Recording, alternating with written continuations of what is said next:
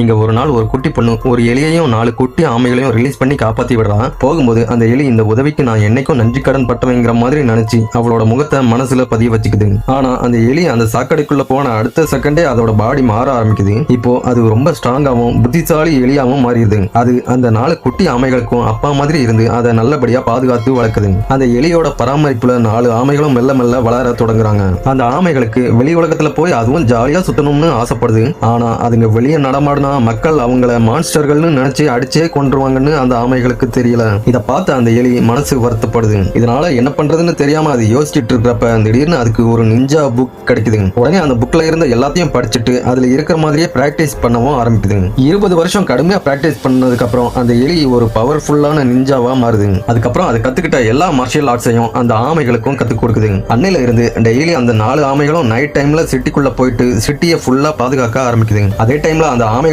காப்பாத்தின அந்த குட்டி பொண்ணு அண்ணா இப்போ வளர்ந்து ஒரு ரிப்போர்ட்டரா மாறிடுறான். அப்படி இருக்கப்ப ஒரு நாள் நைட்டு கொள்ளக்காரங்க மெட்ரோ ஸ்டேஷனுக்குள்ள புகுந்து அங்க இருந்த நிறைய பேரை பிணை கைதிகளா பிடிச்சிடுறாங்க. அதுல அந்த பொண்ணு அண்ணாவும் இருக்கிறான். அவ ஒரு ரிப்போர்ட்டரா இருந்ததால அவங்கள போட்டோ எடுக்க ட்ரை பண்றான். ஆனா அதுல ஒருத்தி அவ போட்டோ எடுக்கிறத பாத்துறான். உடனே அவளை கண்ணால ஷூட் பண்ண போறான். அந்த டைம்ல சடனா லைட்ஸ் எல்லாம் ஆஃப் ஆகுது. அப்போ யாரோ சில பேர் அந்த கொள்ளக்காரங்க எல்லாரையும் போட்டு பொளந்து எடுக்க ஆரம்பிக்கிறாங்க. அந்த கொள்ளக்காரங்க எல்லாரையும் அடிச்சு போட்டுட்டு அங்க இருந்து மர்மமான முறையில மறைஞ்சு போயிடுறாங்க. அண்ணா அங்க நடந்த எல்லாத்தையும் பார்த்திருப்பா.